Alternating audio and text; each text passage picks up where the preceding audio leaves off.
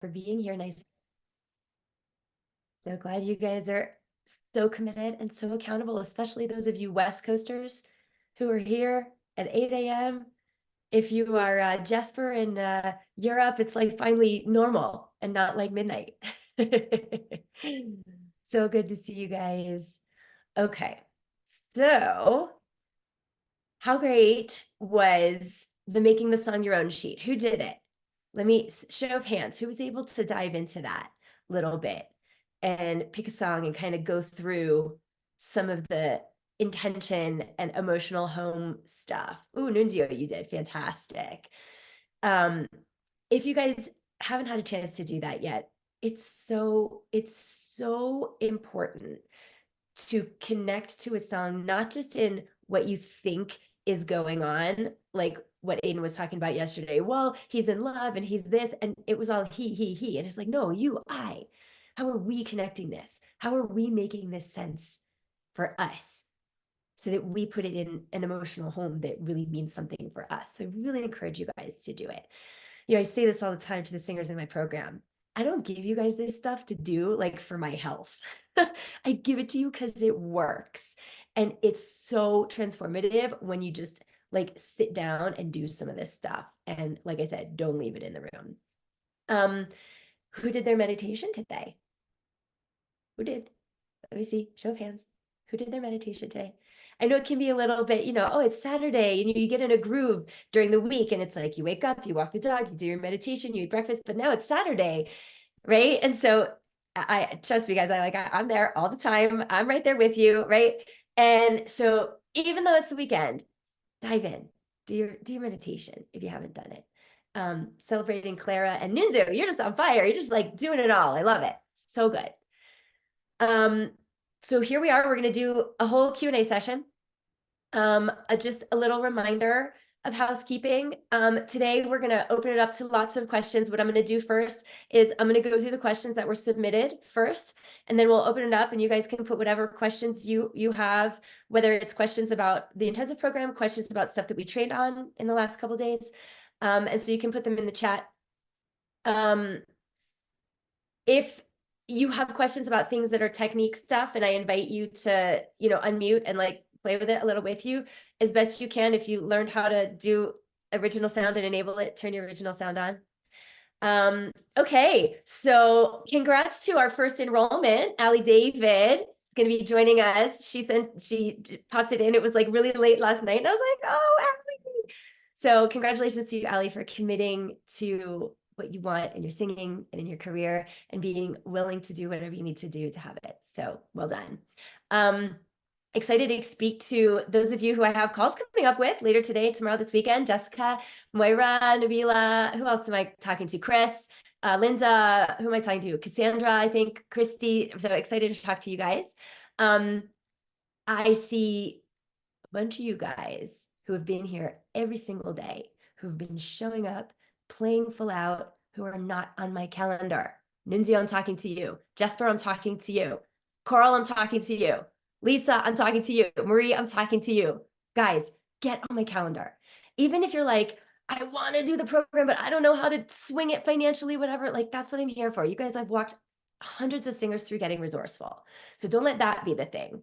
And if you're like, I don't know about, my time or my work schedule or whatever, that's exactly what this call is for. Like, let's really get some good clarity so you can figure out what's right for you so that you don't miss an opportunity just because, you thought you had information when really I could help you so much better figure something out that might actually work for you. So get on my calendar. Ash, will you put the booking link for the discovery call in the calendar? Okay, thank you. All right, guys, let's dive in. Ask me anything. So first, I just want to go through the questions that were submitted. A couple of them were specific to the intensive program, so let me just get those out of the way first. First question was, when are the intensive program class days and times? So if you guys, I'm just going to give it to you in Pacific and East Coast time, and you can translate it in your mind. If you're in Europe, the classes are usually around dinner time, 7 o'clock-ish in the evening. They are Tuesdays and Thursdays. Tuesdays, it's 10:30 Pacific, and 11:30, 11:30, 12:30, 12:30, 1:30 Eastern. Tuesdays, 10:30 Pacific, 1:30 Eastern, hour and a half. Thursdays, 9:30 Pacific to 12:30 Eastern, again, hour and a half. Fridays, 8 a.m. Pacific, 11 a.m. East Coast, and Fridays is just an hour. So those are our studio class and our mindset call times. Every other Monday, you'll have a smaller group technique pod that I will assign to you depending on where you're at. And those are smaller. And so we have many of them on Mondays, so that I would tell you when we get in, but they're generally midday. For us here in the States, would be evening if you're in Europe. And then you do your one-on-ones with your mindset coach, and you schedule those between you guys. We record all of our sessions. So if you have to come late, or if you have to leave early, or if you have to miss or something, you always can go back that night and watch the recording, so you won't miss the training. But that said, what I always tell people is, this is your most important time with me. And so make it a priority. It is only 4 months of your life. So do whatever you need to do to get in there. But if something comes up, you have to miss, you have the recordings. If you have conflicts, if you have like some big conflict, not like, oh, I have a dentist appointment. No, don't schedule your dentist appointment during your studio call. But if you have like, if something happens, like we had a singer who had a very serious health problem about a year ago, and with the treatment and everything, it was just not feasible for her to be in and do the work for good reason. So we just paused. We paused for about 6 months. And when she was on the other side of her recovery, she came back and she finished her program. If I had a singer who got an equity tour in the middle of the program, she was like 2 months in and she booked a tour. And we kept going with the program, but it was too much. So again, we just paused. And then 4 months later, when she was done with the tour, came back and did the program. So that's how we do conflicts. Somebody asked, can we pay as we go? So you guys, the program is 4 months. And so we do have a 4-month like payment plan. So if you do the pay in full, it's one payment of $7K. If you do the payment broken up into 4 months, one payment per month that you're in the program, it's $18.97 per month. And all of that is broken down on the intensive information page that we've been giving you the link to. Ash, can you put that in the chat again for everybody? So you can see very clearly the breakdowns of 4 payments, 1 payment, or financing. How does the group work if there are 15 people or so in a class at one time? This was, I think, Jessica's question. Like, do you have to sign up, and are y'all put in a group together? Okay, so here's how the program works, guys. It's rolling. So we have singers coming into the program all the time, not just from the workshop. And it's not like the program starts today, or we have a start date like next week, and everybody comes in and starts at the same time. It doesn't work that way. So like, let's say you come in and you want to start this week. So you're starting and you're in module 1 this week, and there are singers who are in module 3, module 6. You know, by the time you're in module 4, new singers will be there and they'll be in module 1. And it works so great this way, because when you're in module 6, you still need to be reminded of all the stuff in module 1. So when we're in class and we're working on module 1 with somebody, you're getting all those reminders, and you're going to be getting new distinctions on that work that weren't available to they weren't available to you to absorb at that point in module 1, because you were new to it. And so you got what you got. But then when you hear it again, when we're coaching on it again, when you're in module 6, you get new things, because you've embodied so much, things that you can now hear and absorb and embody when you're hearing it again.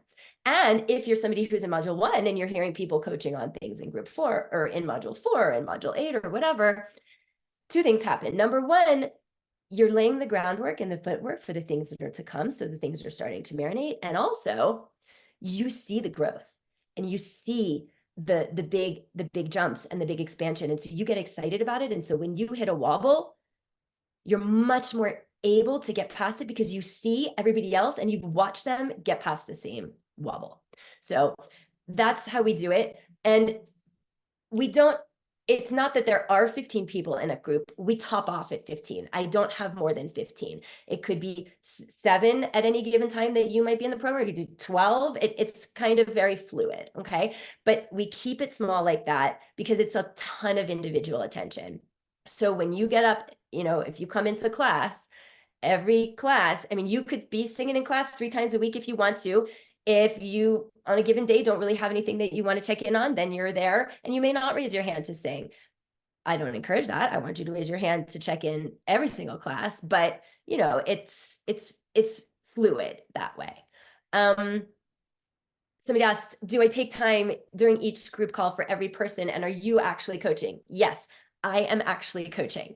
And the way that we do it is when you come into class, I will say, okay, type into the chat, everybody, where you're at in your modules today, what you're working on, what you want support on, if it's something in the technique training, if it's a piece of repertoire you're working on. And so everybody goes in the chat, lets me know, and I see who wants support that day and who wants to sing. And that's why I top out at 15, because you know, you have 3 times a week that you have touch points with me. So you may not have something to check in on every single time, but you will absolutely have the ability to do that if that's what you want.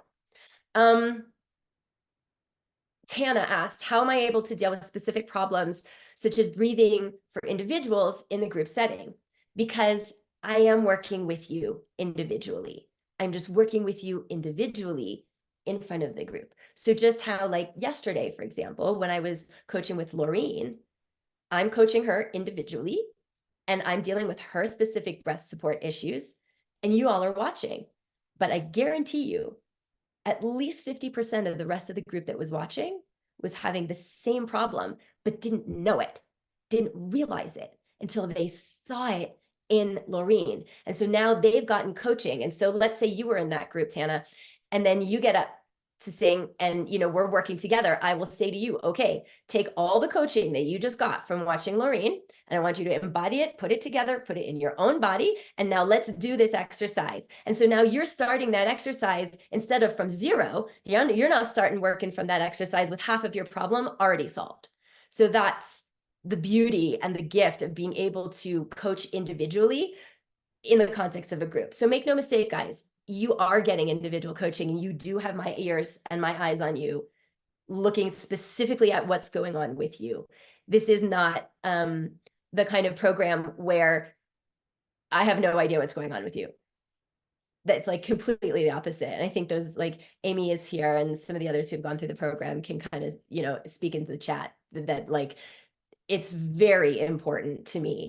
And so it's not just me, it's my team too. So you have your mindset coach who has eyes and ears on you specifically, who's responding to your thought exercises, who you have one-on-ones with. You have technique pods, which are a much smaller group, 3 to 4 people, where you're working with our incredible coach, Annie, who is like, she's like a mini me.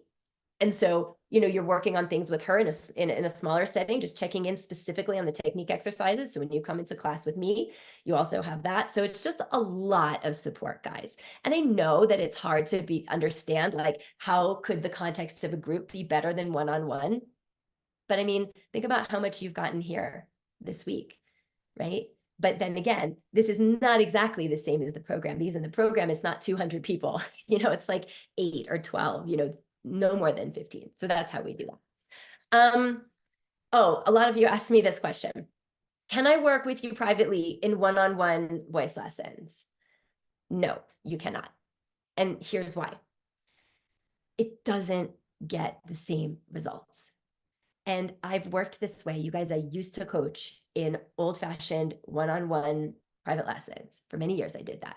And I started to see there's just so much that you could get if you could do things in between, if you had a group setting, if you had support on all these other things. The problem with one-on-one voice lessons is it just addresses technique.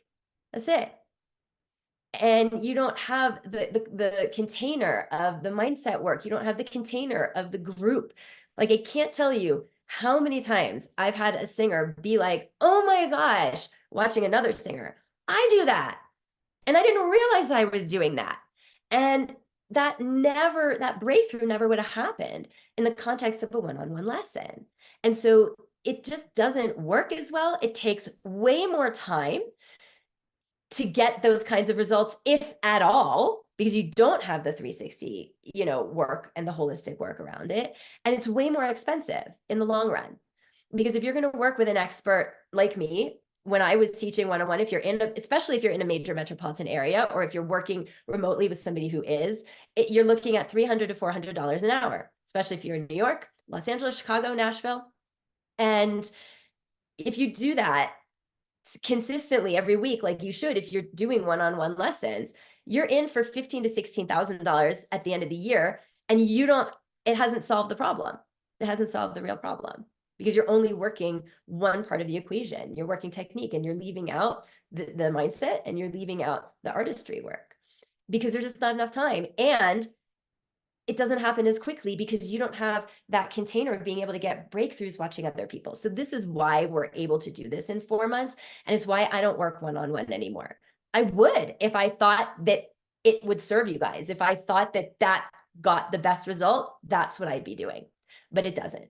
And I know some of you may have seen my website, and I still think it might say that I give one-on-one lessons. You guys, we've been so like incredibly blessed and busy with this program that it has grown in the last few years, that some of the stuff on my website I will own is a little out of date, just because my priority has been working with you guys and not like updating my website. So, but that's why I don't work one-on-one.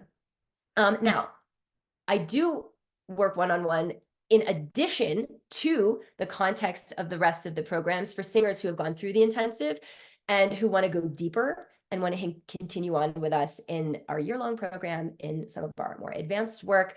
But it's still not just one-on-one. It's adding one-on-one with me in addition to all of the other work that we do. But for the foundational level of the intensive program and getting that foundation, the container works way better this way, because here's something else I will tell you. When I have offered one-on-one in context with the intensive program, because I tried that for a minute, and what happened, and I know most of you watching are going to say, well, I would never do that, but this is what happened time and time and time again, is that singers would come to their one-on-one and then they wouldn't come to the group. Because in the old-fashioned way of thinking, that's how singers have always been trained, so that must be best. And they didn't get the results as fast, and they didn't get them as deeply, and they didn't get them as readily. And so I took it away, and I was like, okay, let's do that experiment. And the results got better, and you guys got faster breakthroughs in shorter periods of time. So that's why we do it. Okay, another question. What happens if we join the intensive and change our mind? Good question.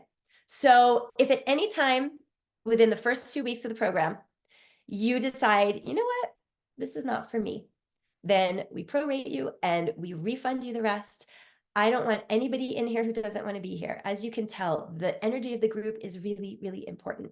And the commitment of the group is really important. And I don't want anyone in here who doesn't want to be here, who's going to bring down the group. So if at any point in the first 2 weeks, you're like, this isn't for me, then we prorate you, we refunded the whole rest, we part ways friends. But now, if after 2 weeks, you know what we're about, you've been in 6 studio classes with us, you've had technique pods with us, you've had one-on-ones with us, you've got the modules and the thought exercises, you know what we're about, then after 2 weeks, we're in, no more refund.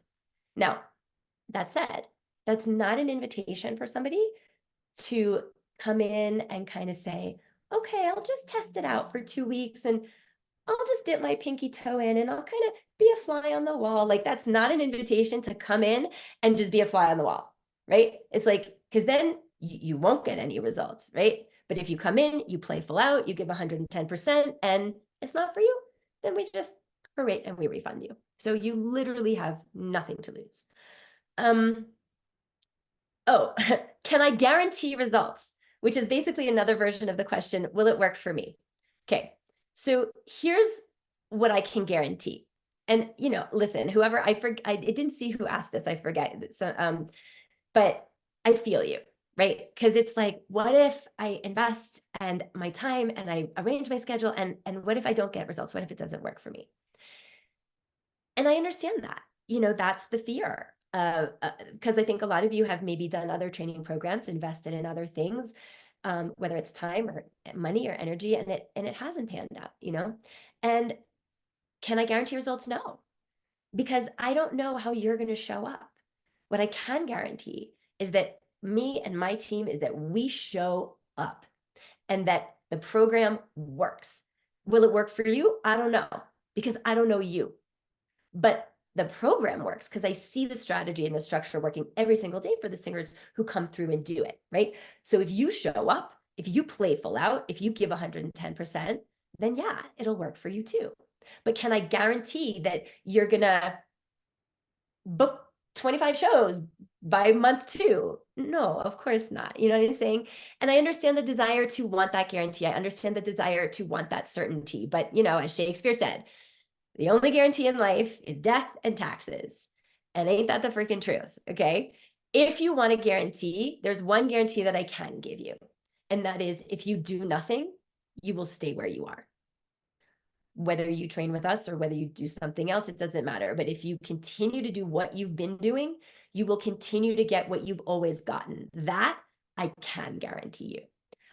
So that's me getting on my soapbox about guarantee. But what I can guarantee is that we will show up for you, and that my ethos around this all has always been that 100% success rate is really important to me. And what that means is I can guarantee that you will not be sounding the same and you will not be in the same energy at the end of the 4 months that you were at the beginning of it.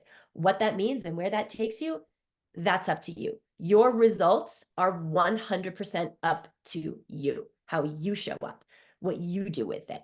Okay. We are the best guide for that, but it's a co-creation. Okay. Let's see. We've got a bunch of technique questions that I want to get to. Does anybody else have any questions about the program while we were talking about that? And you can just unmute or raise your hand if anybody else has any program related questions before we move on to technique questions. Okay. Okay. And you guys, this is what the discovery call is for, is if you want to just kind of specifically talk to me about your circumstance. Oh, I see. Maria has a question. Go ahead, Marie. Hi, thanks. Can you hear me? I guess for me, and I think Jasper just said this too in the chat, is that, I've been so confused and everybody keeps telling me where I'm supposed to go, what I'm supposed to do. And then sometimes they just go, just sing. What does that mean? So I guess all these years, not having the proper guidance, I'm fearful that maybe my mind and my body aren't going to be able to follow through because I've got this muscle memory of how I've been singing, which is really tough to break that muscle memory. Yeah. Yeah. Can you go Can ahead you go and ahead and because I'm hearing you. I Okay. put it off now. Is that better? Yeah, that's better now. I don't hear my echo. Okay. Well, first of all, I think the way that you're feeling is completely normal, right? I mean, because you've never been able to do this in the past. And so of course that fear would be showing up, you know?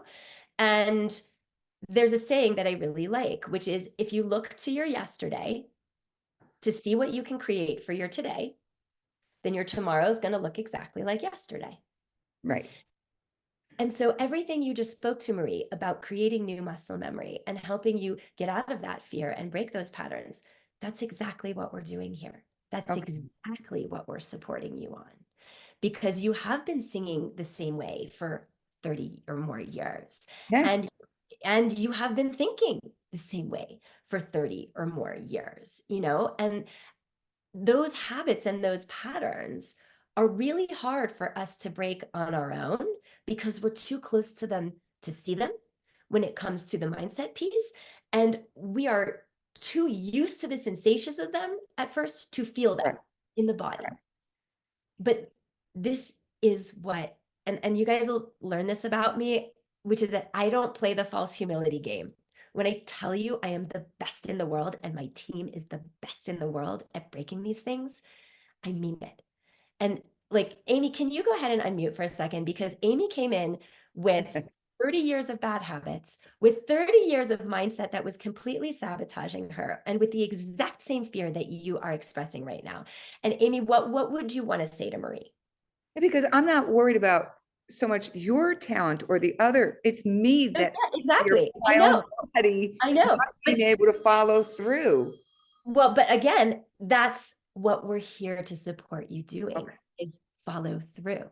Yeah. So Okay. That's part of creating a community and a system of accountability so that you don't just fall back into the shame or the frustration, or that's a huge piece of the mindset work, and coming in and just being willing to say exactly what you just said, which is, I'm scared that I'm not going to be able to do this.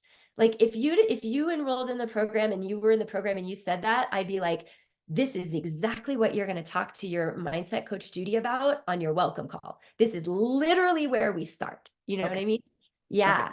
And I don't know, Amy, if there was anything that you wanted to add about that.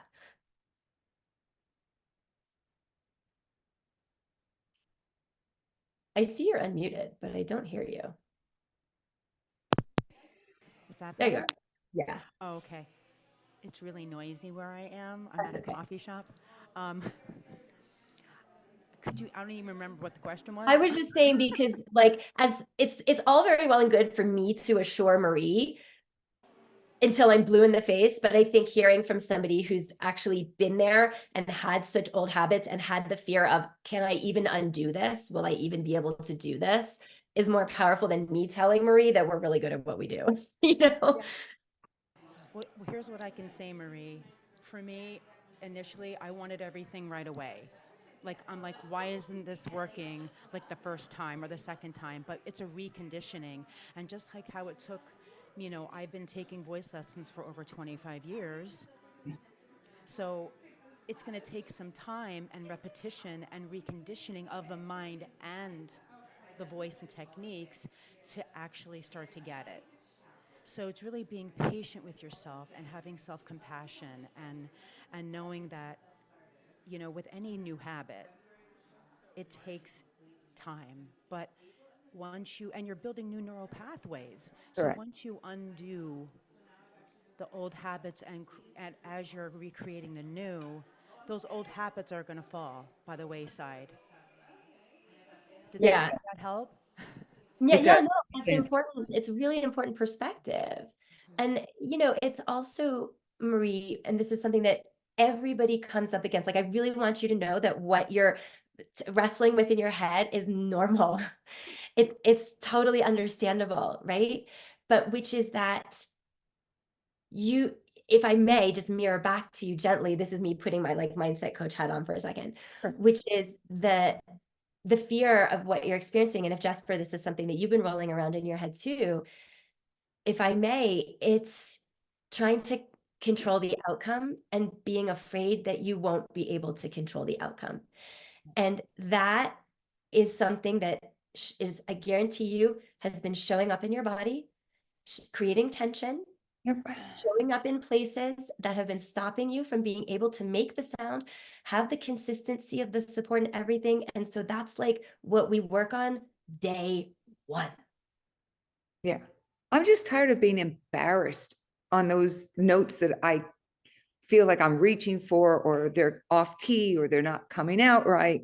I get embarrassed and I just feel like I want to crawl off the stage. And that's where I'm done with it. I'm so done with that feeling. And that's why when you say bulletproof, that makes sense to me. Knowing how I can trust my body, that I'm going to be able to perform the same no matter which day of the week it is, no matter what time of the day it is. When I step out on that stage, I'm going to have the confidence in my own body to produce the sound. That's what's intriguing me about this. And I must say, the one time that you helped, well, two times, but every time I had that little bit of coaching with you during these programs, you have been so generous in not coming through with any type of negative, which is what I'm so accustomed to with other teachers who get frustrated when you keep asking the question, because I'm like not following what they're telling me. And then they go, well, just sing. Right. Well, and so two things that brings up for me, which is number one, I like it. I hear that from so many people, I'm sure. that the way that they were trained was shaming. It was Mhm. harsh. It was, and like, so I appreciate the fear of, could, and but it's almost like when that's all we know, we can't imagine. It's really hard to imagine something different, you know? And so, but again, you've had enough experience to know that that's not how we do things here. No, you were so good. That's what I was saying. I But felt don't blame so, yourself. Don't no, blame, you know what I mean? Of like, don't blame yourself of going into the, you know, getting on stage and being embarrassed. And if I may, if you come into the program, one of the first things I'm going to work with you on is being willing to be embarrassed.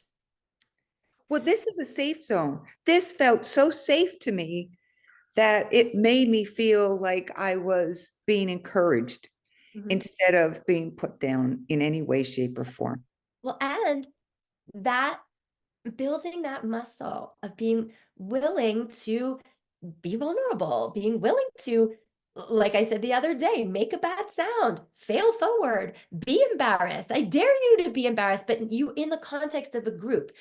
And this, even though it's a safe group, this is the bridge to be Yeah. able to then do that in front of an audience, an audition. And again, one-on-one training, you're not building that muscle. All you're doing is just reinforcing the little bubble of the little one-on-one and not building that muscle of going beyond the comfort zone when other people are watching. Yeah.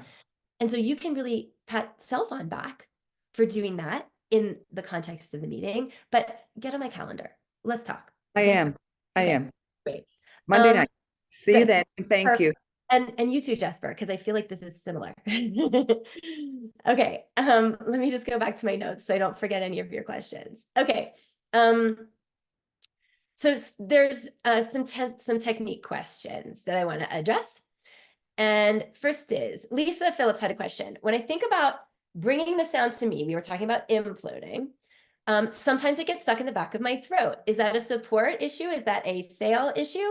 So guys, if you notice that as you're imploding, the sound tends to get stuck in the back of your throat, what that means is it's not continuing.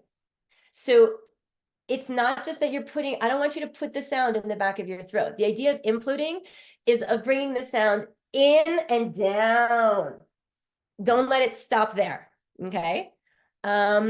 William asked, can you give us a hint about mezzo di voce, which means like decrescendo going into super pianissimo regarding support? Yes.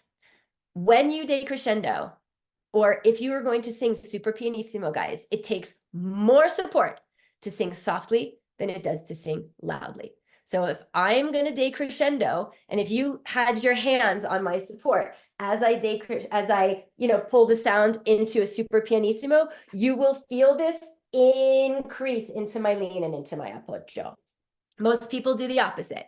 They think that when they get softer, they let go of the support, that they need less support. And then what happens? It gets flooded with air and it's not sustainable and it doesn't sound good and you lose the tone. Okay. So just takes more support to sing softly than it does loudly.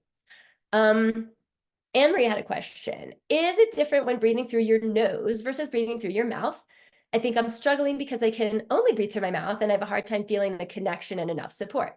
So the main difference between breathing through your nose and breathing through your mouth is when you breathe through your nose, it's a slower breath because the passageways are smaller. So it slows you down. So when we're talking about conditioning that peaceful, released breath on the inhale, I like a nose breath just for training purposes because it slows you down and you're not going to do now. Of course you could do right through the nose, which obviously we don't want, but if you're in a nice conscious place of being in that release breath, a nose breath can like really help you to just slow your roll and like release as you go. If you can't breathe through your nose for whatever reason, like you have a deviated septum or you're like me today and totally congested, you can also do it through a mouth breath,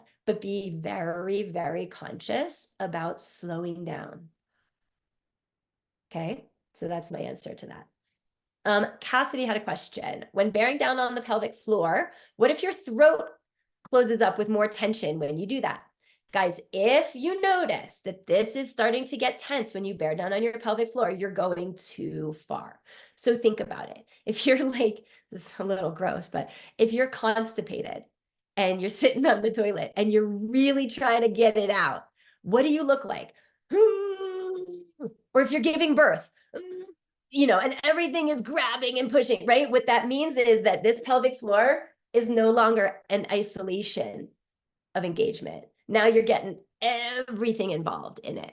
So Cassidy, if you notice that you're getting tension in your throat, it means you're going way too far. You're like on a scale of 1 to 10, that pushing out a baby or being constipated, that's a 10. And when we're working with pelvic floor, we don't ever need or want to be at a 10 because it creates that. So you just want to think about the engagement of the pelvic floor being somewhere between a 3 or a 4 and like a 7 max. And if you start to notice that you're really bearing down so much that this is all getting involved, you're going too far and you don't need that much. Okay, so that's a good question. Okay, Jessica asked a question, which I feel like is like a zoomed out 30,000 foot, like global question. So I'm going to try not to get too much in the weeds because it encompasses a lot. And I mean, this is basically what the foundation we're setting up in the training program. She asks, how do I know if I'm doing appoggio correctly? And the way she phrases it, if I'm doing appoggio breathing correctly. So here's a couple things. And maybe Jessica, you can qualify because I think you're here. Are you here? Yes, you are. When we talk about appoggio, we're actually not talking about breathing. The appoggio happens after the inhale. The appoggio is the lean, is the flex of all of these support muscles that happens when you phonate after the inhale. So I just want you guys to, you know, that's me being a little persnickety about language, but I just want you guys to really understand these things, right? Appoggio refers to the support that happens after the inhale. So Jessica, were you asking about how do you know if you're doing the inhale correctly, or how do you know if you're doing the lean and the support correctly? Are you able to unmute? I'm here.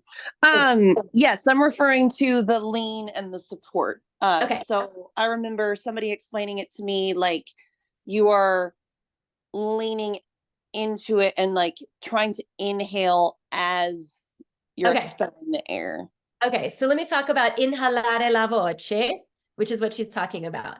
This is not something that you're doing physiologically. This is an energetic idea, okay? So the whole reason for appoggio, the whole reason for the support that I taught you, okay, is so that all of the muscles of the body are moving away from the diaphragm, keeping the diaphragm stable to move slow and stay low as long as possible so it doesn't pop up and push all the air out of your lungs prematurely, which affects the speed of the air and the amount of the air, which affects how the vocal cords vibrate, which affects the sound, okay? So the main idea of the appoggio is to keep everything this way instead of this way, okay? When in classical music, but this applies to all of you, no matter what genre you sing, the idea of inhalare la voce, which in Italian means inhale the voice. Another way of saying, so Placido Domingo said this in an interview, inhale to bring the air in and then continue to feel like you're inhaling even when you sing. But if a singer doesn't really know what they're doing, you listen to that and you're like, what? Like, how can I inhale and sing at the same time? Like, that's impossible. But what they're talking about is an energetic idea, because there is an energetic direction to inhale. And what is it? It's expand, right? We inhale and we expand. So the gesture of inhalation is expand. Now, what Placido Domingo said is sing on the gesture of inhalation, which means for most people, the gesture of singing or exhalation, because when we sing, the air is moving out of the body. For most people, the gesture of exhalation is contract, right? But when we sing, if we think of contracting, if we think of doing that, then all the things that we don't want to happen are going to happen, which is everything pushes in, and then that domino effect of the flood of too much air, and you know where that goes. So the idea of singing on the gesture of inhalation The idea of inhale to inhale instead of inhale to exhale. The idea of inhalare la voce. These are all just ways that people have gotten into talking about not compromising your container. So this is the container of your sound. We've talked about this. These are the sides of the container. The bottom of the container is your pelvic floor. When you sing, we do not want to compromise the shape of the container. What you don't see me doing is whack. That compromises the integrity of the container. So the idea of thinking, sing on the gesture of inhalation. If the gesture of inhalation is expansion, then when we sing, we want to continue to sing on that gesture of expansion. So it's another way of saying implode. It's another way of saying lean out in your container. I mean, there's like a quadrillion ways of saying it, and you just have to find the one that works for you. Does this make sense, Jessica? Yes. So yeah, you explained it in a way that I understand a little bit better, because I feel like I have been taught that, but it just didn't quite compute. So I could be doing it and I'm not even aware of it. Well, this is how you're going to know you're going to be aware of it. You can do two things. Number one is you can mind your ribs and you can mind the muscles of support. And if you feel your ribs and your support moving away from your hand, collapsing or pushing in, then you know you're not doing it. If you get present, use your present moment awareness. And if you feel the muscles under your hands going towards your hands and not collapsing over the course of the phrase, then you know you are doing it. Another Over thing the course of the phrase. Okay. yeah, right. So another thing you could do is watch yourself in the mirror. Just watch yourself. You know, like put on like a tight white tank top or something so you can like really see what's going on. And then watch your container. And if you see it massively collapse, or if you notice that you're pretty good and then you have a rise in pitch coming and then all of a sudden you collapse, like say you're doing pretty good and you're like, oh, and then you go up and everything collapses in, right? That interrupts the container, and we don't want to do that, right? We don't want to sabotage the integrity of the container. Yeah, cool. Yeah, makes so much more sense. Thank you. Yeah. Jesper asked, what is the best way to practice the support technique? I have problems keeping both the ribs open and the downward pelvic floor lean at the same time. Jesper, good question. This is very common, especially because this is really new to you. And this is the kind of thing that takes conditioning. And so one of the things that I would encourage you to do is to come up with an image. So one of the images that I like is something that if you can come up with an image that has a three-dimensional aspect to it, and that has like an expanding aspect three-dimensionally to it. So for me, I kind of like the idea of a supernova, right? It's like the exploding star, right? But it explodes like in all directions, right? It's moving away from a central point in all directions. So to think about that, you're not thinking of 12 different things. You're not thinking of your ribs and your rectus abdominis and your transverse and your pelvic floor. Like, don't worry about the weeds of all the 5 different things. Come up with a global image, like this idea of the supernova. And as you lean into your support, visualize that this is all the supernova and it's all just moving away, like in 3-dimensionally in all different directions through that supernova over the course of the whole phrase. So if you can come up with an image like that, but like this is the stuff that takes conditioning and takes trial and error with an expert, with a coach, with you looking at your body to find the thing that's going to make the most sense for you over time to implement this as quickly as you can. Yeah. Okay, so Britt has a question, which is, can you give us an appoggio exercises that incorporates a smooth crescendo and decrescendo? No. And here's why. Because most of you are not good yet at consistent support when you're just singing, you know, mezzo piano, you know what I'm saying? When you're just all singing in the same dynamic range. You need to do that first. You need to get really good at not changing your support when you change pitch in just normal like mezzo piano, mezzo forte. because like what I said before, if you're going to work on smooth crescendo and decrescendo, first of all, you have to have consistency when you're not doing that. And then secondly, you need to understand how do you increase your support to crescendo, and then you keep increasing it to decrescendo. So if you think about what a crescendo and a decrescendo look like on a score, it's the hairpins, right? The crescendo and then the decrescendo. What it looks like vis-a-vis your support is a constant increase of your support. So it doesn't really matter what exercise you do. You could play around with a simple scale. You could play around with a single note. It doesn't matter. What you really need to be focusing on is, am I consistently increasing my support over the crescendo and then even more into the decrescendo? Okay, Diane had a question. How do you manage differences in voicing dynamics and keeping not changing your support? Oh, okay, that's basically what I just answered. You just got to increase it no matter what.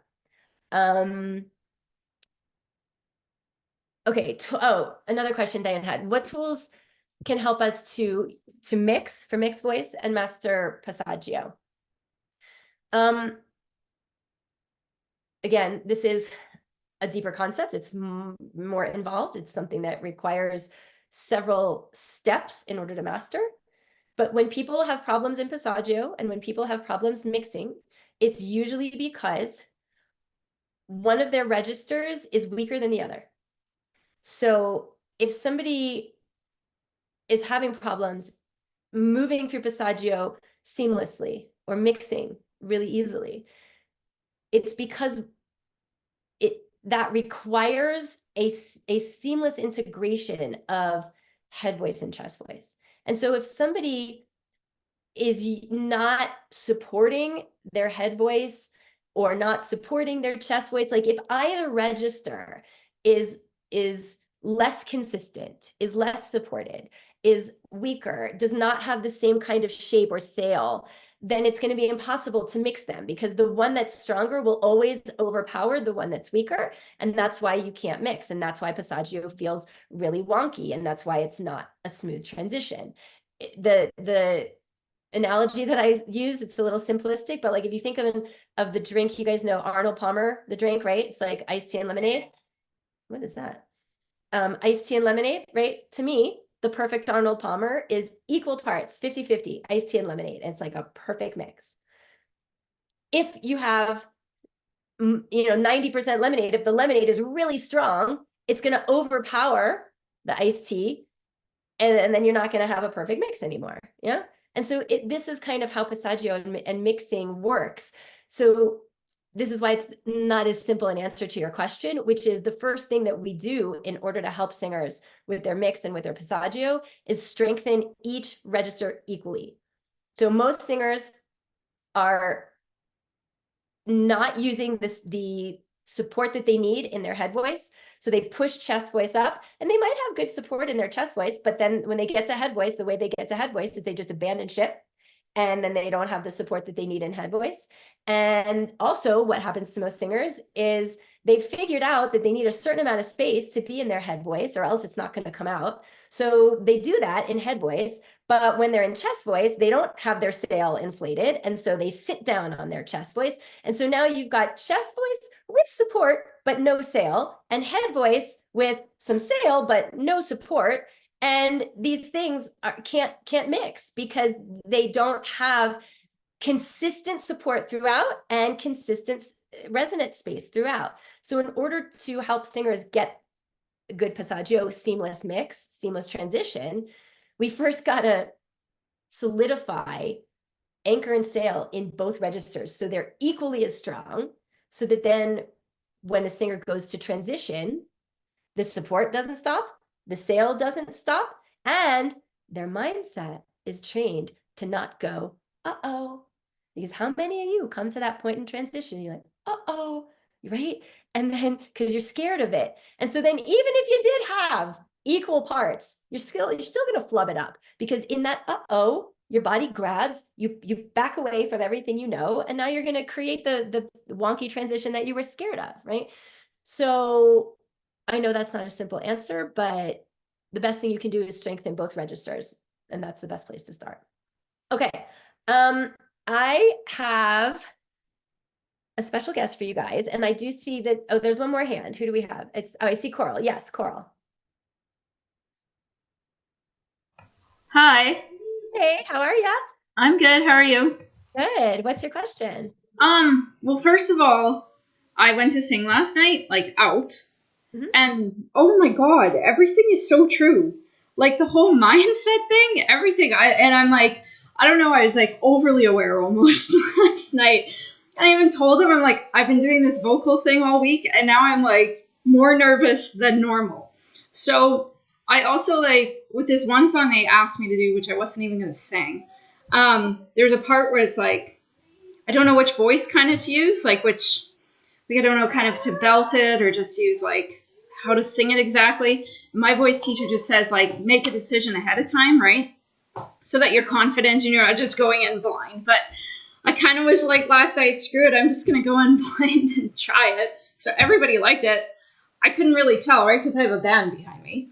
But yeah, basically I was just like, I couldn't believe how this whole mindset thing is like, and I do a lot of mindset study otherwise, like just for life, but I couldn't get over how true that actually is when you're in that moment. I could feel like nerves and, right? I think I'm like calm with these people because I sing with them regularly, but all of a sudden it's like, I'm like, oh, she's so right about all this.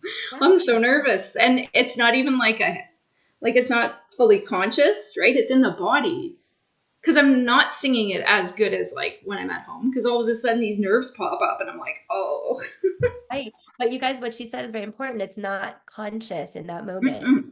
And No. the work that needs to be done to shift the nerves, especially those of you who have nerves, stage fright, things like that.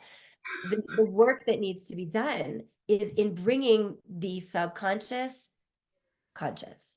Yeah. And so, at least in the intensive, the way we do that is through the meditation work, the thought exercises, and then coming into class and coaching on these things in the moment of singing. So like, let's say you were in with us and you were in class and you come up against an edge and it, doesn't happen the way you want. And so then I get to say to you, okay, Coral, remember that thing that you shared in your thought exercise in module 3 around expectations? Okay, that's this. Like bringing the subconscious conscious, because otherwise you're just going to be run. You're just going to be run by that monkey mind. I call it the monkey mind because it's the mind that's just, going all over the place. And there's a great quote. Oh my God, I have to tell you guys this. It's such a great quote and I don't want to mess it up. Hold on. It's about the mind. Okay, check this out. This is such a great quote. The mind is like an untrained monkey. If you don't give it something to do, it will tear your house apart and smear shit all over the walls. I love that. It's so true. It's so true. I mean, that's exactly because right now it's not trained. And so when we talk about bringing the subconscious conscious, what we're doing is taking these things so that you're not just run by them anymore. And you can now stand in your awareness and the monkey does whatever it does and it doesn't affect you. It's not part of the result. And I had one more thing. With this breathing, don't mind my kid in the background yelling. With the breathing, that's almost like a bit of a, like I thought I was fully taught how to breathe, but it's like basically don't focus on it, right? Like just breathe. Is that, when you breathe in instead of like going like taking a big breath in, which you're so right, because I actually like high notes. I'm a soprano, so I enjoy the high notes. That's kind of like the forte of the song for me. I'm like, yeah, but I definitely do what that wonderful opera singer does. Like I'm all like, let's get it out, right? Yeah. It's just, that's something I have to work on too. Yeah, and so that idea of, so there's two things here. It's a yes and a no. Yes, in the sense that we want just a life breath. Just like life breath, meaning your body just releases and the air goes into your lungs, into your back, and that's just where it goes. So in the sense that like, don't think about the breath. Yes. However, a lot of you have really bad habits on the inhale. Ooh. And when you are, again, on autopilot, you're in those habits and you're not noticing them. So when you're in your training, I want you to tap into your witness. That's why we do the meditations, to teach you how to witness the body and the thoughts. And witness, am I here? Or am I in a life breath? So I do want you to focus on the breath in that sense, so that you're not on autopilot and you're noticing your habits. Because otherwise, without that, you're just going to keep recreating the habits without realizing it. You know what I mean? And Yeah, if you I do. notice what the habit is, and then you can inhibit it and give yourself the direction. Oh, it's just a life breath. Right. Yeah. Yeah, Good. it's just like less focus on it though, because usually it's like, oh, here's the high part.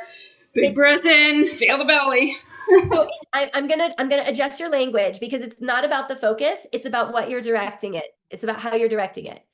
There's what you're doing in habit, which is you're giving yourself the, whether it's conscious or not, the direction to do. You're doing Yeah. instead of focusing on letting. Both are focusing on what's happening in the breath in your body, but one is focused on forcing it and doing it, and the other is focused on letting it. Okay. Yeah. Good. All right. Okay. Awesome. Thanks. Good. So I'm going to get to all your questions today. I'm happy to like go over time and answer them, but we have somebody here that I really, really, really want to introduce you to, because she is our other special guest for today. And she was our scholarship winner from our last workshop. And her growth in just these last 2 months being in the program, immersed in the work, has been absolutely explosive. She came in with so much tension and strain, especially her high voice was like unreliable. It was really uncomfortable, but more than anything, her energy and her mindset had been sabotaging her for years. And so now, and it's just been like 2 months of her learning how to connect mind and body. She is singing with a completely different reality. And she's only halfway done with the program. And she was our scholarship winner. So I want to introduce her to you and just have her share some of, from the technique standpoint, some of her biggest ahas, and also the ways in which the mindset work has really helped her to connect to that. So please welcome Tordis. And she is in Iceland. So anybody who thinks you can't do this program in a different part of the world, Tordis is in Iceland. So if she can do this, you guys can do this. All right. So Yeah. I'm so happy to have you here. Thanks for having me. Absolutely. So I would just love for you to start by sharing with everybody, for you, because I mean, you won the scholarship last time. You didn't even think that this was possible for you. And what could you share just about how your technique has changed, the biggest things for you, even in 2 months that you've been doing it? So I've always been this achiever, achiever. I always fight until I achieve. So that was what was happening in my singing as well. That if there was like my larynx was moving up or I was running out of breath, I would just force things and just fight it. And last summer I was performing, and in the last song, in the last chorus, I had to lower myself by 1/3 because I just knew I couldn't force through one more chorus. I was just going to lose my voice. And I was taking a one-on-one singing classes here in Iceland with a opera trained vocal coach, which graduated from a music school in New York. And she is really, talented and everything, but she was not able to find out what was happening, because what was happening was only 20% in my body that was noticeable, and the 80% was in my head. So it didn't matter how many training programs I invested in online, or how many vocal coaches I was following on YouTube, or how many one-on-one classes I was taking. Nobody would ever be able to go into my head and realize what was going on in my mindset and my thinking. So for example, now after these 2 months, I realized that I have this underlying fear that I will run out of breath. And underneath that fear, I have this fear that I'm going to be too much because I'm this fighter and I'm gonna push and I'm gonna go overboard. And underneath that fear, I have a fear that I'm not going to be good enough. And because I'm a Seaver, I am going to study everything really well and I'm gonna do everything really perfectly. And I was really attached to the outcome. Everything I had been taught when it comes to singing, I wanted to do really well, and that was what Arden notices very quickly, that I was micromanaging in my brain everything that she was teaching us. And if I talk about it in relation to my fear of running out of breath, I was micromanaging everything around my container and how I was inhaling and everything. And because I didn't want to be too much, I was dragging my energy inwards. And then because I was afraid I wouldn't be good enough, I was holding everything in place. So it was like, and sometimes after I had been doing my rehearsals, I was just hurting in my ribs and hurting in my pelvic floor because I was just forcing everything. I was just trying to overcome the fear reaction that I had been dealing with in my body for like 20 years, I guess. Yeah, so this is just one example of what has happened. Just realizing, and to realize this, it's really hard to actually look inwards and ask yourself, what am I afraid of? Like, it's really hard to look into the mirror and say to yourself, I'm afraid of not being enough, not being good enough. It's hard, but it's necessary if you want to go through transformation. You need to do that. You need to dig deep. And to do that, I can promise you, nobody is going to do that on his own. And I knew that I have been through some pain, like most of us in our life, and some trauma. So I was meeting a psychologist once or twice per month. And she actually said 2 weeks ago, I can see that you are transforming mentally in this vocal training program. You are learning everything I was aiming on teaching you. So I have to restructure the therapy I had laid up for you. But now at this time, I think you should just focus on this training because you're in good hands and it's doing you so good. And we can talk, like, call me later, you know. Maybe you won't even have to go through a psychological therapy at all. So That's so yeah, crazy. You hadn't told me that yet. That's so no. crazy. So, so bringing it full circle, since you've broken through so many of these things, and you guys, like, we're just the guides here, myself, like the rest of my team, like Tordis has really decided that she's worth the transformation, that the music that she has, that she wants to release, and the way she wants to perform, and that's her big why, is driving her so hard. But it's not always easy. I mean, can you speak to times when you felt maybe that you've had a wobble and it's been hard, and the kind of support that we helped you to not just completely give in to that? Yeah, actually, I have to say that sometimes I have just been like mind blown. And after we have these studio classes, we have studio classes with Arden twice per week, where she is just focusing on how we are doing our technique trainings or repertory. And we have these recordings of those classes afterwards. And I've actually seen sometimes I'm doing something, and Arden, she is able to read me like an open book through the metaverse. I mean, I was doing a one-on-one for years with a really talented teacher here in Iceland, and she was standing next to me and touching my ribs and diaphragm, and Arden is sitting somewhere else on the other side of the world, and she is like, okay, I can see what's going on. I can see what's going on. I'm like, what? Stop. But that's that was like yesterday with Laureen, and I'm like, stop, don't, you know. Yeah. So when I'm watching back the recordings, I can sometimes see that she is explaining what is happening in my body, and I'm like, how the hell is she noticing that? I didn't even notice myself, and nobody else, you know. Yeah, so it's crazy. You have a gift, woman.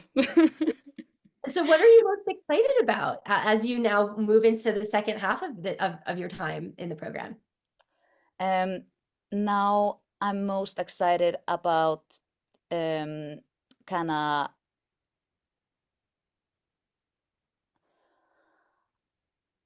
I feel like I have a blank sheet now. You know, I've kind of cleaned up my garden and got rid of all the mud, and now I can build up everything in a healthy and positive way.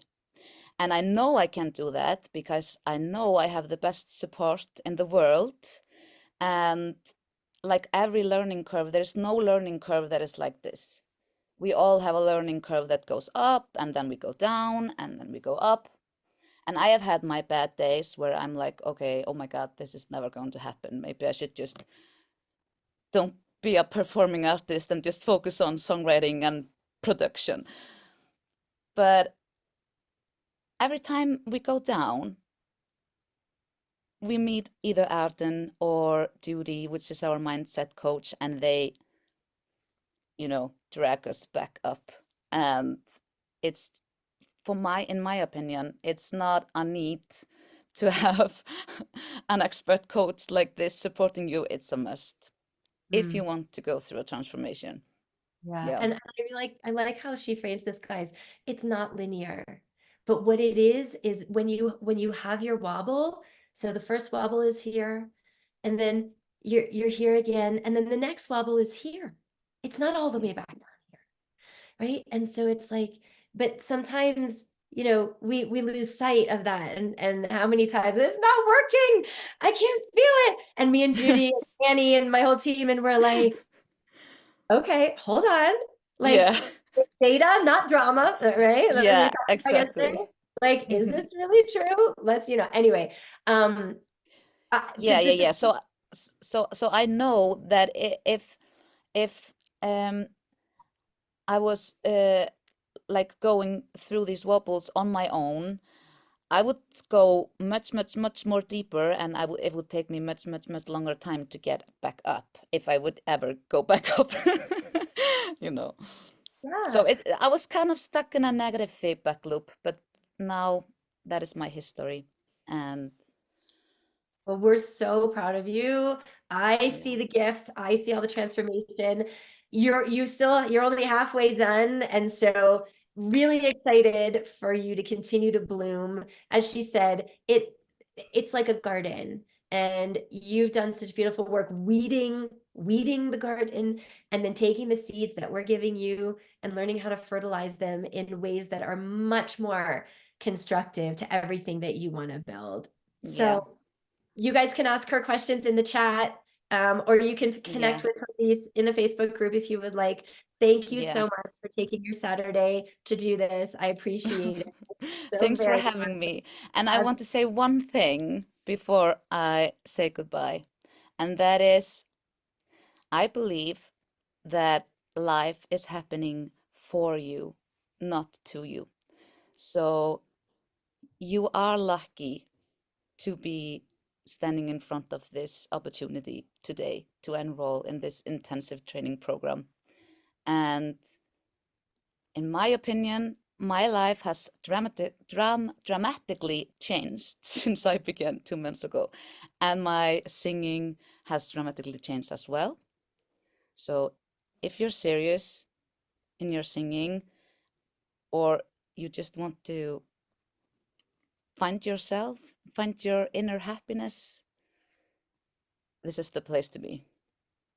Thank you so much for saying that. It's a perspective that's really important. Yeah. All right. Okay. Thank you so much, Charlize. Thank you. So there's one other question I forgot to address, which Jessica asked. Are there only certain time windows where we can join the program, or I need to think about it? Can I think about it and enroll at a later time? So first of all, yes, you can enroll at any point. We're doing the discounted tuition right now through Sunday, where it's $2,000 off the tuition. So through Sunday, it's $7K or 4 payments of $1,897. You can enroll after that. Absolutely. It's $9K after that. If you book a call with me, even if we don't have the call until next week, if you're part of the workshop, that discount still applies. But here's what I want to just give you guys. I just want to zoom out for a second. Yes, you can think about it, but indecision, like not deciding, is also a decision.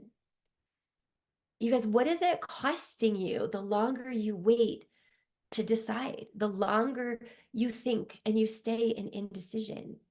So many of you are where you are because of the spin of your mind. And so what is it costing you to stay in that spin, waiting to decide? It costs time. It costs money. Yes, it costs money because you will continue to spend money on training that likely isn't serving you. And those of you who are aiming to do this professionally, you are losing money every day that you don't know how to go out there and land opportunities that get you on stage, that get you paid. And so how much more information do you need to decide that you want to be on big stages doing what you love every day? How much more information do you need to decide that you get to go do what you love every day?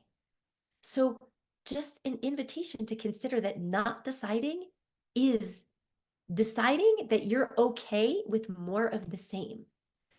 And you can follow me and come work with us at any time. You can continue to engage with me on Facebook and in all the other places online, and I will continue to love on you. And that doesn't cost me anything, but it does cost you. And so the question that might help you get clear is, are you willing to settle for that? Are you willing to settle for that? And if the answer is yes, that's okay. Then it's not the right time for you. And I will still love on you in our free group and with all my free content.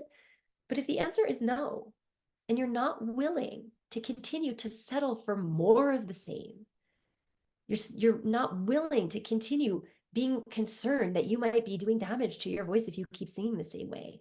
You're not willing to continue to play small, and you want big shifts and you're tired of waiting for them. You want results like Amy and Tordis and Joseph and Stacy and everybody you've heard from. You guys, there is no other approach that's this comprehensive and this effective in such a short period of time. When you train with us, when you train with me and my team, you get hands-on, results-based approach that works with you to implement all the techniques and tools that you're learning and that you need. We're not leaving you hanging out in the wind. You can continue to try to go wing it on your own and figure it out in your own. But that's when you come into this container with us in the program, we're not leaving you hanging out to figure that out on your own. We're with you every step of the way. This is a long-term sustainable approach. This is not like the vocal fad of the day, because you have a holistic 360-degree support system to help you, mind and body, embody that skill set, that mindset, that artistry that creates bulletproof singers. So if you're ready to master your breath support, access your full range, annihilate the tension, the strain, the vocal fatigue, get yourself much better stamina, multiply your stamina for longevity, to unleash your unique sound, to unleash your unique artistry, get out of your head in auditions, performances, recordings, so that you rise above the competition, break through to bigger stages, claim those performance opportunities that you really want, get the joy back, then you're ready for the intensive training program. And so your next step is to go to the intensive training page where we have all the program details. very simply laid out. There's a whole FAQ, frequently asked questions, down at the bottom, and to look at the tuition options, pick the tuition plan that works best for you. So Ash, will you please, or I got it, actually, I just had it copied. So here's that link in case you hadn't had it until now. And if you still have questions, some lingering questions, I've set aside time today, guys, and time tomorrow, today after we wrap up here, tomorrow after the session, for you to book a short discovery call with me and find out if the intensive training program is really a good fit for you, if it's really going to solve your problems, meet your needs and your goals, your specific singing goals. So get on my calendar to do that. Again, it's not a coaching call, so don't book it if you're like, I just want to ask you some questions about breath support. It's only a 15-minute phone call to see if what we have just gone over is going to be a good fit for you to move forward to meet your goals. So then we can hop on a quick call and answer those questions that you might have, even if it's financing questions. I've helped a lot of singers to get really creative with getting resourceful for the tuition. I'm happy to help you with that too. So go ahead, book your discovery call. Guys, do this today, because like I said, we have this discount, $2,000 off the tuition if you're enrolling before Sunday, or if you book a call with me before Sunday for this coming week and you end up enrolling later, because the bonuses are going away. Okay. So again, I'm giving a private one-on-one training to the first 3 people who opt in for the pay in full. Actually, we only have one of those left. So if you want to get that bonus, get on that now. Get in before the bonuses go away and before the discount goes away. And so we have one final training session tomorrow. It's an extra session that I decided I want to do for you because I think the topic is super important. That's really going to just wrap everything up with a nice bow. And so it's the biggest hurdle that I see for singers and how to get over it. So I'm happy to stay for another 15 or 20 minutes if there's any other questions. I see Barbara has a question. What is your question, Barbara? Yeah, I have 2 questions. The first one was, maybe I misunderstood you, but when you were saying just allow the breath to come in instead of like that, but then at the same time pushing everything out, how does that work? Because it feels like, is that automatically happening, or do you have? No, so this is a very common confusion. You're confusing the technique for the inhale with the technique for what happens when you phonate, when you sing, okay? So the technique for the inhale is release. Release the support, release your ribs, release your throat, release your jaw, release your tongue, release and let the air come in. So the release, the inhale is a release. Now, when you go to make sound, so think of it as 2 steps, okay? So that's the first step. The second step is when you go to sing, or even if you're just practicing it on a hiss or a lip trill, that's when the engagement happens. So I want you to think of the order of operations, and maybe somebody can put. I got it. When you're singing, is that okay? And the other question I had was, you were saying something about breathe in, smile, and breathe in the ears, and I don't know, I don't get it. And then also, do you only do that in warm-ups or in general when you're singing? Okay, so every technique that I give you guys is for you to practice in your technique training so that you can use it when you sing. So when you're in your apojo, when you're in your smell the brownies in the lift, when all the things that I'm giving you, this is where you're at and what you're doing anytime you phonate, anytime, whether it's in your warm-up, in your training, on stage, anytime, okay? The idea of the resonance space, I would encourage you to go back and watch the replay and do it slowly at your own pace. So I will introduce a concept, like you heard me, concept number 1, whatever the concept is. Listen to it and then pause the recording and try to find it in your own shape and space. Everything that I was talking about for the resonant shape and space has to do with being able to manipulate your soft palate and stretch your soft palate to create the optimum shape and space that we need for the sound to move around and the vibrations to move around inside the buccal cavity, inside your mouth. Okay. Okay. So smiling makes So when you smile, it makes a better sound. When you smile, so I don't want you guys to confuse the external with the internal. What we're going for is an internal stretch of the soft palate, okay? When you smile, it's an easier way to find that when you're just learning how to do it. So if you smile and you breathe in through your nose, do it. Breathe in through your nose and smile. Nose breath. Close your mouth. Smile. Yes, when you breathe in through your nose, do you feel the inside space of your soft palate lift when you breathe into that? Yes. So you guys, the smile is the easiest way to find that stretch and feel that stretch automatically. But at the end of the day, it's not really what's happening with your lips. It's what's happening with the energy of everything else in your physiology. So for example, if you watch my face and my physiology here, I can do it on an actual smile,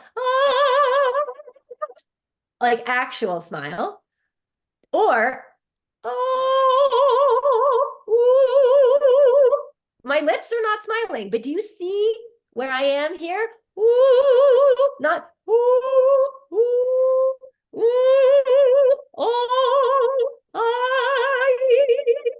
it's But so it's more of not.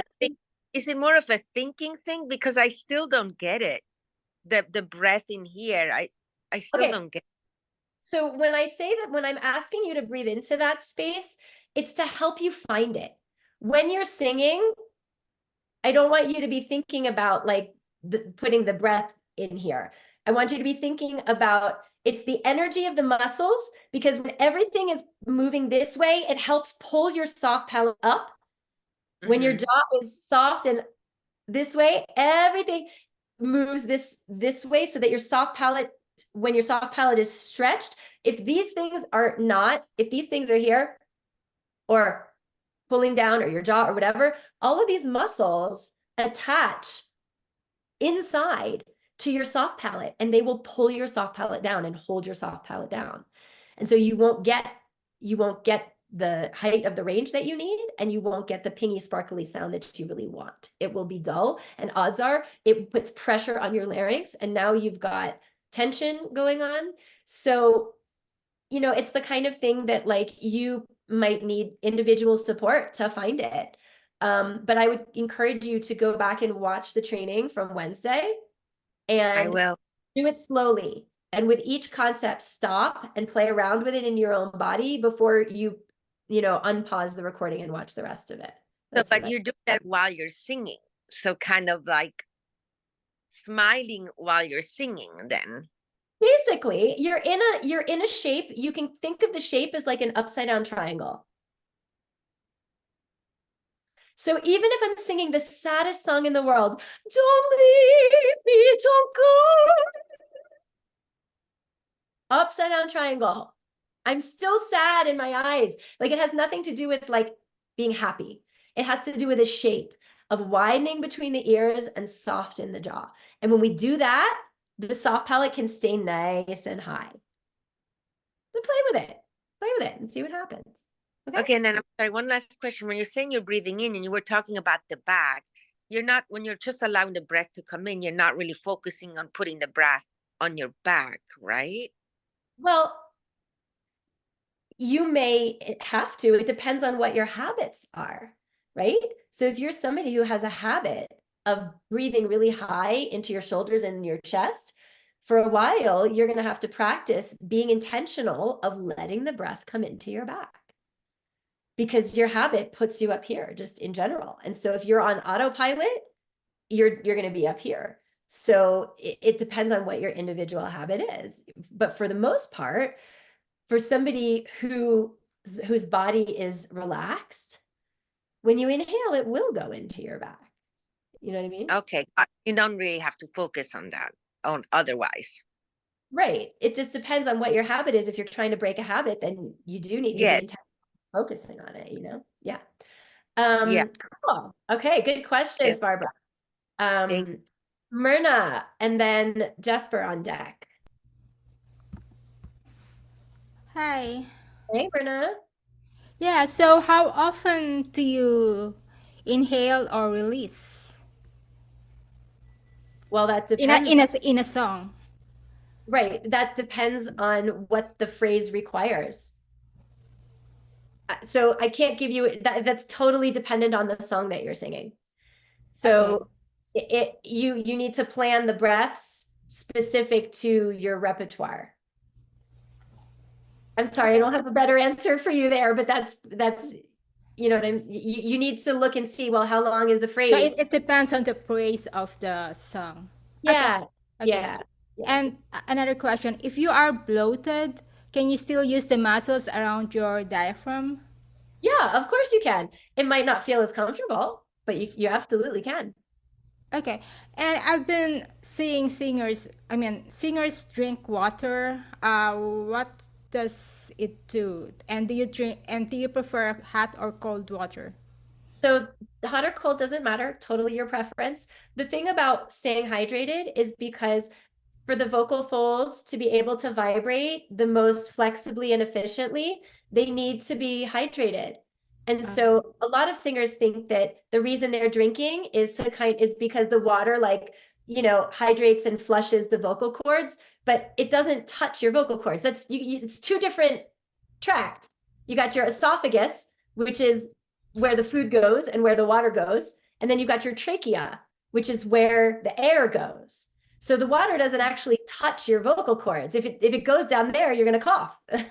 So the purpose of the water is to stay hydrated internally. Like when you're the most internally and systemically hydrated in your body, your vocal cords are also very hydrated, very flexible, so that they can vibrate super easily. So that's why it's important to stay hydrated. Okay. And also, when I sing high notes, I feel dizzy. Does it mean And I'm then not you're over breathing. And it means it's overbreathing? yeah. So you guys, if you feel dizzy, it's when somebody's dizzy, it's because you're getting too much oxygen to the brain too quickly. My guess is that the breath that's coming before the high notes is probably really, and you're probably doing that often every time, and then you get lightheaded. So I would look and become very aware of what's happening in the inhales around these phrases when you're singing high, and make sure it's a very peaceful life breath. Okay. Last question. Do you need to vocalize every day to maintain the, I mean, to have good singing performance, or does it help? Well, yeah. So obviously, like anything else, practicing conditions the skill. So especially when you're learning something new, you want to practice it every day. Make sure that you have an expert who can make sure that what you're practicing is correct, that you're not practicing bad habits without realizing it, but practicing often. And it doesn't need to be for hours, guys. It can be a half hour, an hour. You usually don't need more than that. Sorry. Like this cold, you guys, that my daughter gave me, it's so I don't think you need to practice for more than 30 to 90 minutes max. Max. Hang on, you guys. I need to grab my water. Hold on. Okay.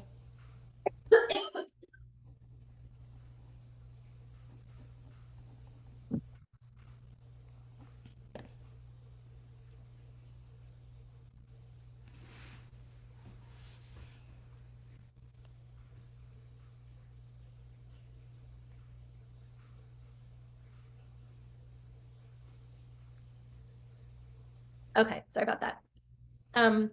But in terms of practicing every day, I think that if you're conditioning new skills, you have to practice every day because it's the only way that you're going to create that muscle memory. But Okay. for like me, I don't practice every day. But if I'm practicing, if I have a concert coming up or a recording session, then I will. Okay. Along with that, if we enroll for the intensive training, do we get practice materials, or is there a common share drive? Yep, you do. That's a good question. So in the intensive program, we have our course delivery members area. So you get a login, and that's where all the training materials are. And so for every technique training that we have an MP3 that you can download of the, exercise on the piano so that you can practice with it. So you get all those practice MP3s, and they're yours to keep. Okay. All right. Thank you, Arden. You're welcome. Okay, Jesper. Oh my God, you guys, all of a sudden it just went, whoa. Hey, how are you? I am fine, thank you. Good to see you. I posted this question in the chat earlier. I think I have a lot of questions, but I was thinking about That's why Jesper needs to book a discovery call with me. I already did. Next Tuesday. In Well, fact, yeah, no, there's a lot of things with tensions and stuff that I like. One thing can give you tension in another place and stuff. And I was thinking about tongue tensions because I've been reading up about it, and I've had the fortune of being able to look at your tongue now when you're doing these vocalizations.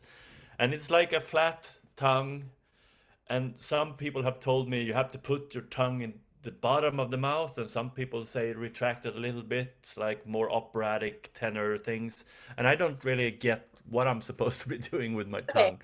So it really depends on, again, what your habit is.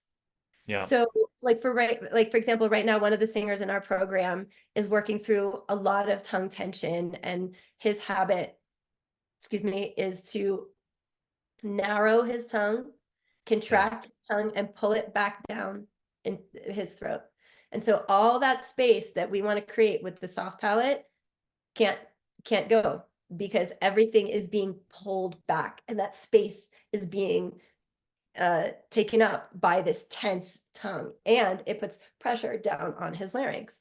And so that's his habit. And so the work he's been doing with me is in learning how to bring his tongue forward and out. Now, if somebody has the opposite habit, where I've had another singer who, it's crazy, you guys, how these things in our lives affect us that we don't even realize. When she was, I think she said she was in junior high school. She was maybe 12 or 13 years old. She had like a retainer. It was kind of a retainer that it was some sort of dental device that she wore that was permanent in her mouth for like 6 or 8 months, in the kind of like this area.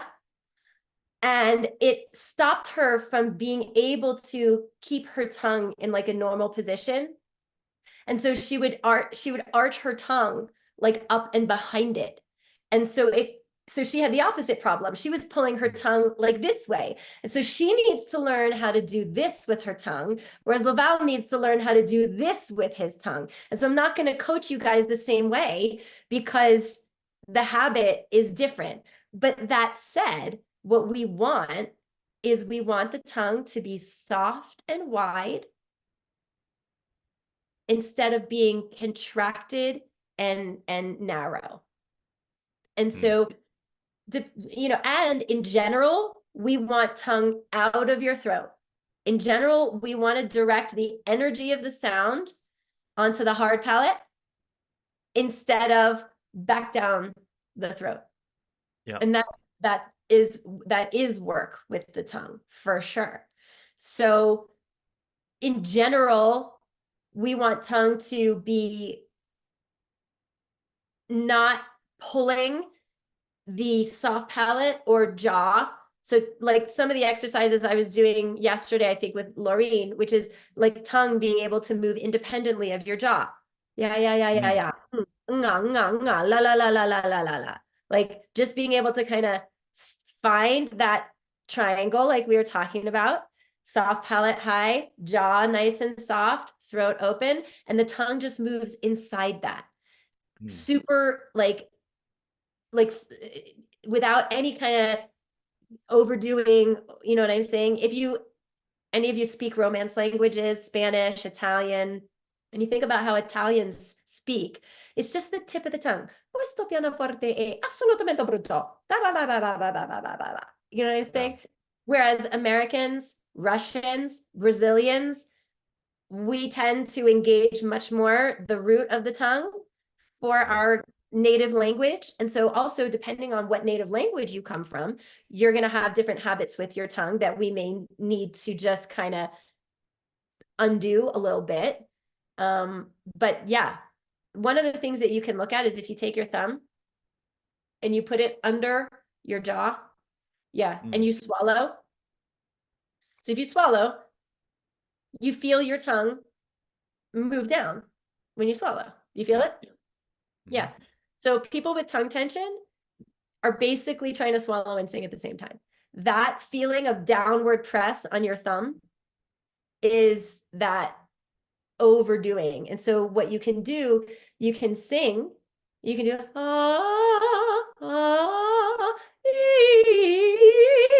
and you'll feel a little vibration, but what you should not feel is your tongue pressing down on your thumb. So that's how you could know if you have tongue tension. And nowhere in the range, because I've done that exercise a couple of times, and it's like soft, soft, soft, and then it starts when I'm. But that's a clue, you guys. That's a clue. Yeah. Because anywhere you start to notice tension, like let's say he said the exact same thing, he's fine, he's fine, he's fine, and then all of a sudden he notices his jaw grab.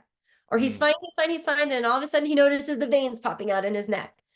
Whenever you notice the tension popping in, it's that part of the body trying to come in and compensate for the lack of stability and support elsewhere in your body, which is supposed to be down here. Okay. Yeah. And you said something yesterday, I think, or the day before, about we shouldn't use falsetto in certain exercises. You said something like, don't use falsetto here, just go. Oh, okay. So yeah. So when you're playing with sirens, you're a guy. This is just if you're a guy. Yeah. Just siren up to the top of your head voice. Don't flip into falsetto. Because oftentimes what happens to men without realizing it is the way that you go to falsetto is by completely abandoning support. And so I don't want to put falsetto in the mix just yet. I want you to just feel consistency of support with the true folds, and then we can bring in falsetto later. Yeah, because what I was thinking was for me at least, I've learned so many ways to get there, and it's not really correct, I think, because some people say like you have to keep the resonance here at all times, and for me it changes when I go up, but also the sound. But just in order to be able to take those notes, I have to change, and it makes a completely different sound. So and then something happens with the tongue as well, and so sometimes I don't know if I'm supposed to do that just to fake it, or if I'm supposed to learn it to keep, as you say, with the support should be there all the time, not go like and this, Like just on a global sense, guys, like what Jesper was saying, I don't know if I'm supposed to do X or if I'm supposed to do Y. Listen to your body. Now, if you're in the program with me, I'll tell you.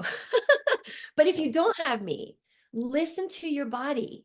Your body will tell you, you guys, if it doesn't feel good, meaning if it feels tense, if it feels like you're straining, if it feels rough, if it feels like all of those things, if it doesn't feel good, that's your body telling you that you're not doing it the most efficient way. Now, that doesn't mean that you'll necessarily know the right way to do it, but at least if you have two choices, like you were saying, I don't know if I should do this or if I should do this. Pay attention to the one that feels the most free, the least tense, the least strained. And if neither of them feel that way, then odds are they're both stuck in habit some way and you need some support. Yeah. Can I have just one more short question with that? Because sometimes, I mean, if you reach your top note, for instance, that doesn't really feel good. Should you continue, or should you go back down and go slowly up, or should you like be there until you find a way to do it? So a couple thoughts come to mind. First is, if it doesn't feel good, stop. Don't keep hitting it without stopping and taking stock of what's going on and changing something. Because if you just keep hitting it and hitting it and hitting it, you're just doing the same thing and the same thing and the same thing, and you're going to create more and more and more discomfort. Yeah. So if it's not happening the way you want, the first thing to check in on is the support. The second thing to check in on is, are you collapsing? The third thing to check in on is, am I grabbing somewhere? The fourth thing to check in on is, am I keeping my height? That's like your checklist. Now, then the next time you do it again, make some kind of adjustment to one of those things. Don't just keep hitting it to see, well, maybe I'll get it, maybe I'll get it. Okay. Yeah. Second thing that comes to mind is most of you don't really know what the true top of your range is, because most of you don't employ yet efficient anchor and sail. So you think that you've gotten to the top because you feel like you're hitting a ceiling, and it starts to get uncomfortable, and it doesn't, and it feels strained and it feels tight. And most of the time, it's not because physiologically we've reached the top of your range. Most of the time, it's because what's happening in the body is sabotaging you from being able to get to the top of the range. So, but that said, not all voices are built to do all things. And so it's, but I always say, like, reserve judgment on what kind of voice type you are, what your range is, until you've had really efficient training, because you're not going to know, because right now the technique is getting in the way of the range, Yep. Good questions all around. I look forward to talking to you. Okay. Barbara, did you have one more question, or was that a hand from earlier? Okay, I think. Yes, I have a question, just real quick. So when you're singing and you're stretching out, to me, it feels like, oh, that's just something that's going to put me in my head. But is that actually something that you're practicing and then it's supposed to be automatically happening? Because when I sing, I like to focus on the emotions, on feeling whatever I'm singing. Yep. No, this is a really good question. So guys, when you're in your technique practice, I want you to be focusing on the intentions that you're setting for your body. Meaning, like the other day when we were talking about what's the quarter that gets you the gumball, right? So if you're practicing this, you're thinking ears widening away from each other. You're thinking finding your triangle. You may be thinking, like, if you're Jasper, well, when I was talking about, tongue soft and wide, whatever, these are the little things you might be doing, and you're not going to think about them all at the same time. You might do, one exercise where you're focusing on keeping your soft palate nice and high. You might do another exercise where you're focusing on really the consistency of the support. And then you're going to go into another exercise and you're focusing on your opposition. This is how we set the muscle memory, so that when you go into the performance, you don't have to think about it. Yeah. It just is where it is.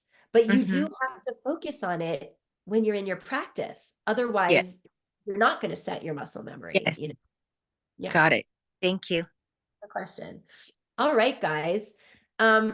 So happy to have been able to have the time to stay with you. I see Jen has a question. Yes, Jen. And then I think we will wrap it up.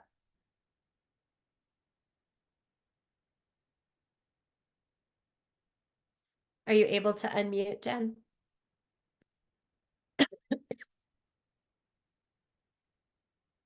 Okay, Jen, you could type it into the chat if you're having trouble unmuting, and I can answer if you type it into the chat. Or if for some reason it's not working, you can type your question into the Facebook group. Or if it's something program specific or about you, just get on my phone for a discovery call, and we can talk about the program if it's a question like that, because it seems I do see your hand, but I am not seeing you. Oh, here's your question. Okay. Is too much vibrato and lack of breath support a result of flooding air? How do I correct it?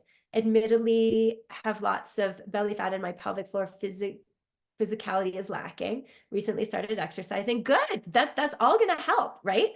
And I want you guys to know that belly fat does not mean that you can't access your pelvic floor or your support. I mean, nowadays, opera singers are not 400 pounds. We are not. But there are those who still, Pavarotti, not a little dude, okay? Like Deborah Voigt, big, most famous operatic Wagnerian soprano of the last generation, not a small girl, okay? So I don't want you to think that belly fat means you don't have access to your support, okay? But exercise will absolutely help because it just helps everything in your system. So let me just address what Jen was asking. Is too much vibrato and lack of breath support a result of flooding air? So too much vibrato and flooding air is a result of lack of breath support. So when you don't have proper breath support, you don't have the optimum velocity of air passing through the cords, and you don't have the optimum volume, amount of air passing through the cords. And so depending on how that manifests, if you have too much vibrato, if you have a bleating vibrato, you've heard bleating vibratos like those kinds of vibratos. If you have a very wide vibrato, like an Ethel Mermany type of, right? Like all of those are created from different inefficiencies happening in the breath support, but every single one is fixable and changeable by doing the same thing, which is creating consistency in that support, no matter if you're changing notes, no matter if you're changing words, no matter if you're, you know what I'm saying? None of that changes when you change pitch. You guys, vibrato, it can be falsely created, it can be manipulated, or it can just be allowed. And so oftentimes somebody with a wide vibrato, and I'm not saying this is you, Jen, but often it's because the person doesn't realize that one of two things is happening. Either when they hold the note, they're actually pulling off their support. And so the diaphragm is no longer supported. And so the diaphragm kind of flags, it kind of does like this. And so we get that, you know. Also, sometimes people don't realize this, but they're actually manipulating and using these muscles to actually create vibrato. So I'm going to like overdo it. But if you watch my support here, watch my container. Do you see everything going like this? You can see it here. So anything that has to do with vibrato too fast, too wide, you know, all these things, just be consistent with your support. Don't change, because if I'm going, that's me literally changing my support, as opposed to, you don't see this moving at all. And what creates the vibrato is the exact right velocity and volume of air passing through the cords. That's why you can create a straight tone, meaning no vibrato. And how a straight tone is created is by air moving faster and more, creating more subglottal pressure through the cords. So I'm not allowing the cords to go like this. Like if you think of a flag in a gentle breeze, right? It's going to go like this. A flag in a hurricane, it's going to go like that. Right? So breath support, guys, is 95% of everything.